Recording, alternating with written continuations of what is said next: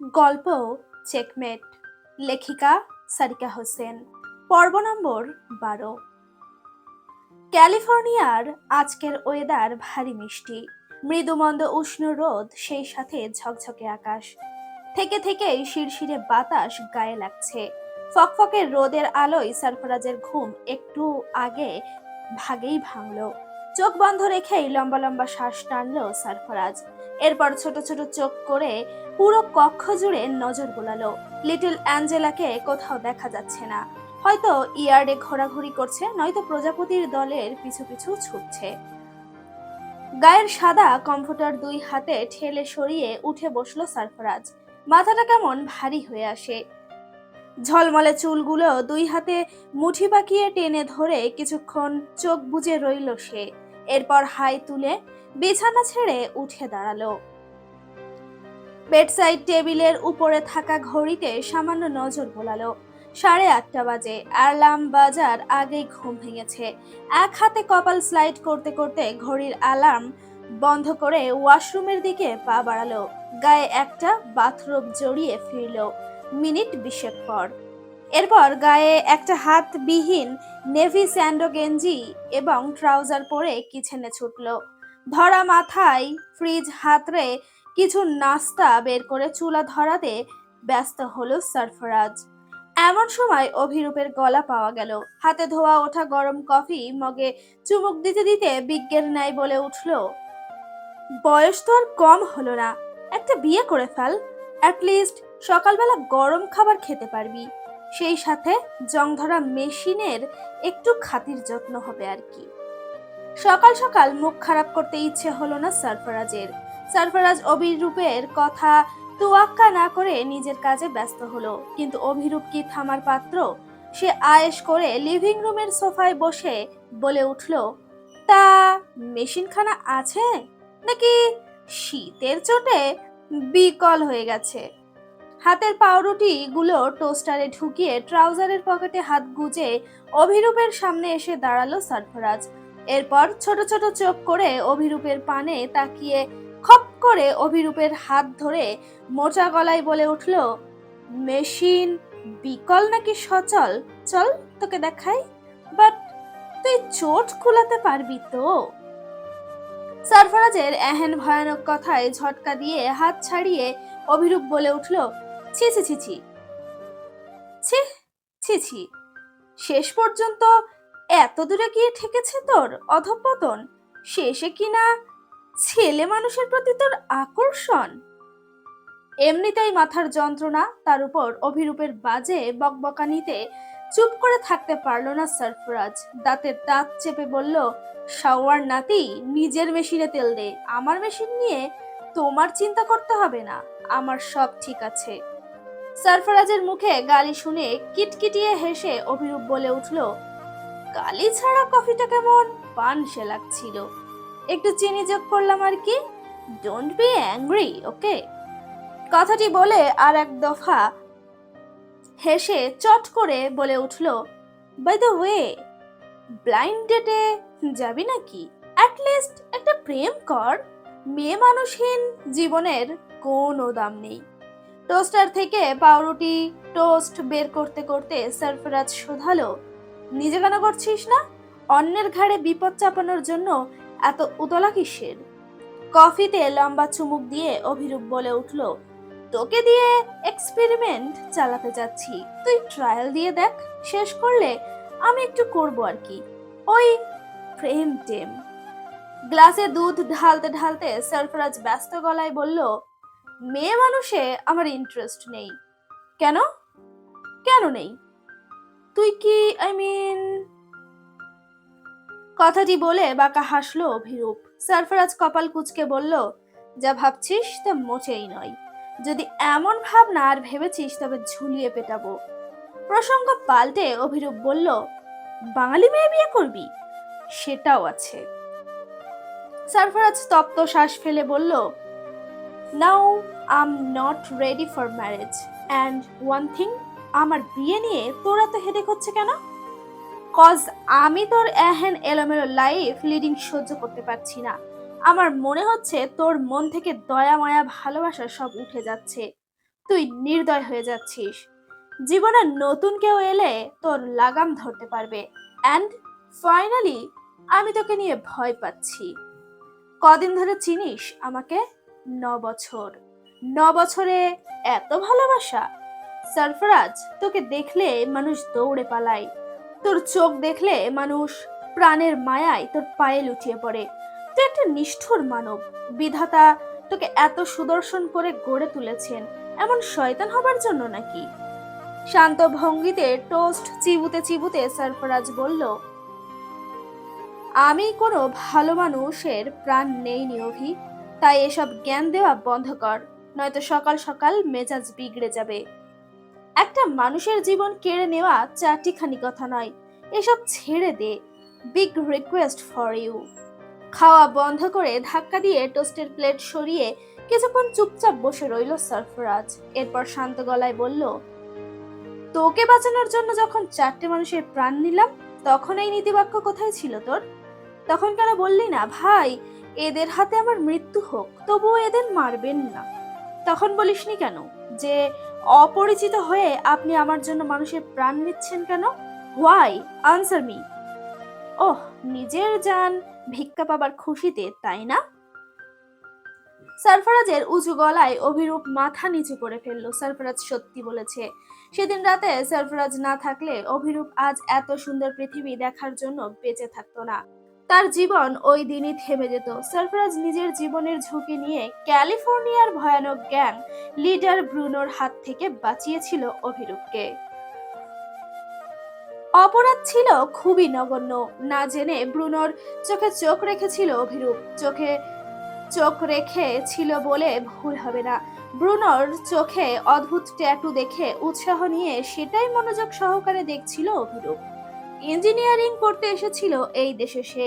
একদিন সন্ধ্যার পর নিজের ডরমিটরি থেকে একটু বাইরে ঘুরতে বেরিয়েছিল। এরপর রাস্তা ভুলে এলোমেলো গলিতে হারিয়ে যায়। অভিরূপ জানতো না এই গলির আলাদা মালিক আছে। এটাই তার ভুল। নিজের অজ্ঞতা বুঝতে না পেরে অমন অদ্ভুত বিষয়কে বিস্ময় ভরা চোখ নিয়ে দেখেছিল অভিরূপ। অভিরূপের দৃষ্টি অনুসরণ করে সেদিন হাসে ব্রুনো। কোনো সতর্কতা বা থ্রেট না দিয়ে অভিরূপের চুলের ঝুঁটি চেপে ধরে ফ্যাসফ্যাসে গর্জন ভরা কণ্ঠে বলে উঠল, ইস, ইউ মাস্ট ডাই। কথাটি বলে নিজের সহযোগীদের ডেকে ওঠে ছেলেটি। ছেলেটির কথায় অভিরূপের প্রাণ পাখি উড়ে যাওয়ার অবস্থা। মুহূর্তে আরো 3জন ছেলে এসে ঘিরে ধরে অভিরূপকে। ভয়ে নিজের অপরাধ না বুঝেও সমানে ক্ষমা চাই অভিরূপ। বারবার জিজ্ঞাসা করে তার অপরাধ কি, কিন্তু ছেলেগুলো যেন কানেই তুলল না অভিরূপের কথা। তারা নিজেদের মতো রাস্তায় ফেলে কুকুরের মতো আঘাত করতে থাকে অভিরূপকে। অভিরূপ যখন রক্তাক্ত অবস্থায় জ্ঞান হারিয়ে মাটিতে লুটিয়ে পড়ার অবস্থা হলো, ঠিক সেই মুহূর্তে সরফরাজ এসে বাঁচিয়েছিল তাকে। উহু, যেমন তেমন নয়, 4টে ছেলের নৃশংস মৃত্যুর বিনিময়ে বাঁচাতে পেরেছিল অভিরূপকে। শুধু কি তাই, লম্বা চওড়া অভিরূপকে কাঁধে তুলে এনে নিজের বাড়িতে ঠাঁই দিয়েছিল। চিকিৎসা পর্যন্ত করিয়েছে সে। এরপর অভিরূপ ভয়ে আর নিজের ডরমিটরিতে ফিরে যায়নি, এখানেই থেকে গেছে। শুনেছে সরফরাজের জীবন কাহিনী। সরফরাজের সাথে সাথে সেও ব্যথিত হয়েছে। ধীরে ধীরে কবে যেন সরফরাজের ডান হাত হয়ে গেল সে। সরফরাজ প্রথমে একজন ভাড়াটে খুনি ছিল। মোটা টাকার বিনিময়ে মানুষের প্রাণ নিত। এভাবে রাতারাতি বহু টাকার মালিক হয়ে যায় সে। সেই টাকা দিয়ে বিভিন্ন ড্রাগস আর মানুষের অর্গান নিয়ে বিজনেস শুরু করে। কালো কারবারিতে মোটামুটি আঙ্গুল ফুলে কলা গাছ হয়। কয়েক বছরের ব্যবধানে ক্যালিফোর্নিয়ার সেরা বিজনেসম্যানদের তালিকায় নাম লিখিয়েছে সে। সকলেই সরফরাজকে সফল ডায়মন্ড ব্যবসায়ী হিসেবে চেনে এবং জানে, কিন্তু ভেতরের এহেন ভয়ানক নিগূঢ় খবরের তথ্য সকলের অজানা। নিজের অবৈধ কাজের স্বার্থে নাম পরিচয় পাল্টে সরফরাজ শাহজাইন থেকে হয়েছে জাগুয়ার। কখনো কেউ দেখেনি জাগুয়ার নামক মানুষটি দেখতে কেমন, কিন্তু যার মৃত্যু তার হাতে রয়েছে সেই মানুষটি হয়তো করুণ নজরে অস্ফুট স্বরে আওড়াতে পেরেছে সরফরাজের ভয়ানক নামটি। ওই ভয়ানক চোখের সামনে যে স্বেচ্ছায় পড়েছে তার ইহকালের সমস্ত খেলা সঙ্গ হয়েছে। চোখের নিচের ভয়ানক তিনটে টিয়ার ড্রপস মানুষের শীতল হৃদয়ে কাঁপন তুলে দেয়। ধড়কন বেড়ে তেজ হয় হাজার গুণ। যার এই ট্যাটুর মানে জানে, তারা দৌড়ে পালাতে চায়, কিন্তু হিংস্র জাগুয়ার এর থেকে পালানো কি এতটাই সহজ? নিজের চূড়ান্ত নির্দয়তা প্রকাশ করে সেই মানুষটিকে দুনিয়া ছাড়া করে সারফারাজ। এত এত হিংস্রতা দমানোর জন্য কাউকে প্রয়োজন, কিন্তু সেই মানুষটি কোথায়? অভিরূপের ভাবনার মাঝে খাওয়া শেষ করে পোশাক পাল্টে বেরিয়ে এলো সারফারাজ। হাতে গলফ ক্লাব, সাদা পোশাক আর একটা ব্যাকপ্যাক। হাতের গলফ ক্লাব দিয়ে অভিরূপের কাঁধে গুঁতো দিয়ে চিন্তার জগৎ থেকে অভিরূপকে বের করে আনলো সারফারাজ। অভিরূপ হকচকিয়ে সামনে তাকাতেই সারফারাজ বলল, খুব সুন্দর ওয়েদার, চল গলফ কোর্সে একটু চিল করা যাক। অভিরূপ মাথা ঝাঁকিয়ে সম্মতি প্রকাশ করে নিঃশব্দে উঠে দাঁড়ালো। এরপর চলতে চলতে বলল, আগামী সপ্তাহে তোর ফ্লাইট, সবকিছু অ্যারেঞ্জ হয়ে গেছে, আমিও যাব। অনেকদিন মা বাবার সাথে দেখা হয় না। অভিরূপের মুখে মা বাবার নাম শুনে হাঁটা থামিয়ে মাথা নিচু করে দাঁড়িয়ে রইল সারফরাজ। এরপর মনে মনে বলল, তুমি কি বেঁচে আছো আম্মু? কেউ তোমাকে খুঁজে পেল না, তবে কোথায় নিরুদ্দেশ হলে তুমি? সন্ধ্যার পরপর ডিউটি থেকে ক্লান্ত ভঙ্গিতে বাড়ি ফিরলেন সুফিয়ান চৌধুরী। আজকাল প্রচুর চাপ যাচ্ছে, সামনে ইলেকশন। সেই ইলেকশনকে কেন্দ্র করে প্রতিটি জায়গায় মারপিট ভাঙচুর হচ্ছে। পুলিশ পর্যন্ত তাদের থামাতে ব্যর্থ হচ্ছে। এদিকে উপর মহল থেকে চাপের উপর চাপ, সব মিলিয়ে শ্বাসরুদ্ধ অবস্থা। সুফিয়ান ঘরে ঢুকেই মেয়ের খোঁজ করলেন। নিজের ঘরে সারফরাজের পারিবারিক ছবিটি খুঁটিয়ে খুঁটিয়ে দেখছিল রূপকথা। সুফিয়ানের ডাক পেয়ে ঘর ছেড়ে বেরিয়ে এলো রূপকথা। এরপর এক গ্লাস ঠান্ডা পানি এগিয়ে বলে উঠল, অনেক ব্যস্ত ছিলে পাপা? ঢকঢক করে পুরো জল সাবার করে সুফিয়ান চৌধুরী বলে উঠলেন, আর বলিস না, এই দেশের সব মানুষ পাগল হয়ে গেছে। এরপর থানায় কি কি হলো তার পুরোটাই মেয়েকে বললেন। রূপকথা বড় বড় চোখ করে সবকিছুই শুনলো। সুফিয়ান গায়ের ইউনিফর্ম খুলতে খুলতে ব্যস্ত গলায় বললেন, তো টিকিট কেটে ফেলেছি। কবে টিকিট কাটলে? 19 তারিখ।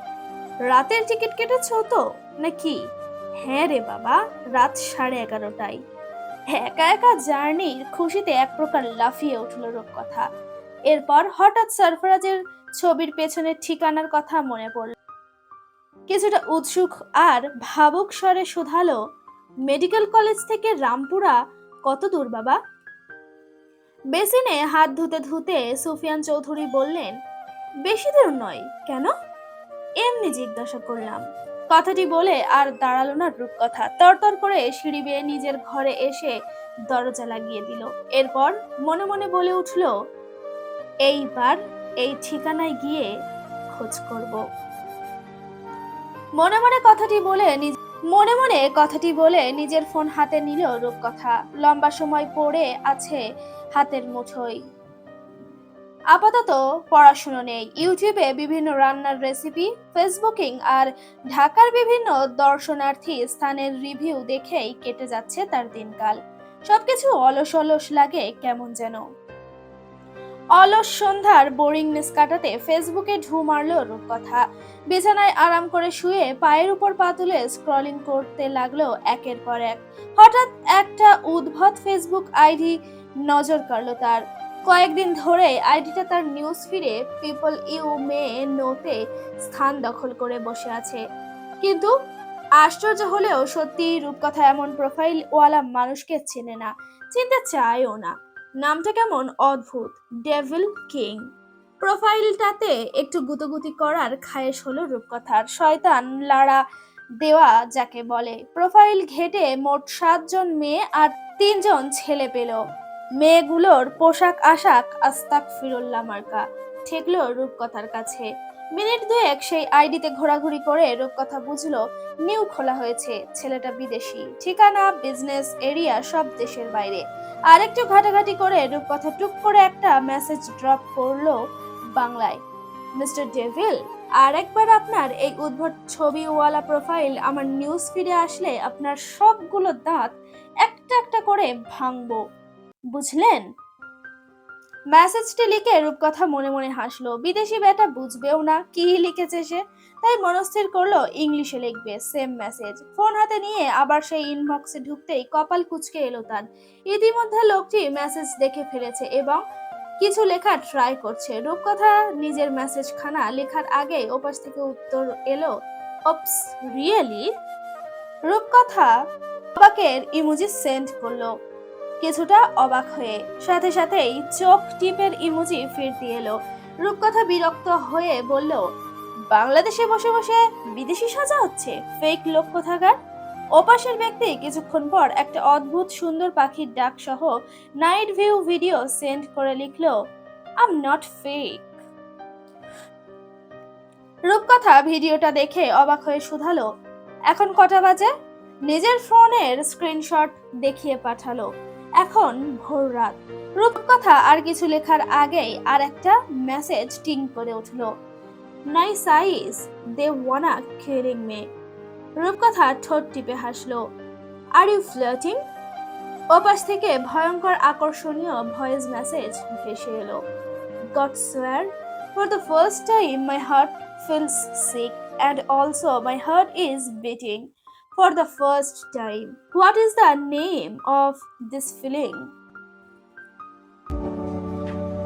এই শোনো না, শালো এডিটিং চ্যানেলটা প্লিজ সাবস্ক্রাইব করে দিও, আর এরকম নিত্য নতুন গল্প পেতে আমাদের সঙ্গেই থাকুন। পরবর্তী পর্বের জন্য অবশ্যই অপেক্ষা করবেন।